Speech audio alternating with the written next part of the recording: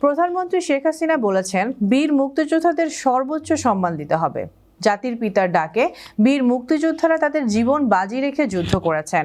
পরিবার, পরিজন, বাবা মা সবার মায়া ত্যাগ করে শত্রুকে পরাজিত করে বিজয় নিশ্চিত করেছেন তারা। মঙ্গলবার দুপুরে প্রধানমন্ত্রীর কার্যালয়ে প্রধানমন্ত্রীর ফেলোশিপ 2024-25-এ নির্বাচিত ফেলোদের পুরস্কার প্রদান অনুষ্ঠানে এসব কথা বলেন প্রধানমন্ত্রী। শেখ হাসিনা বলেন, আমাদের দেশের ছেলেমেয়েরা সবচেয়ে বেশি মেধাবী, তাদের সুযোগ তৈরি করে দিতে হবে।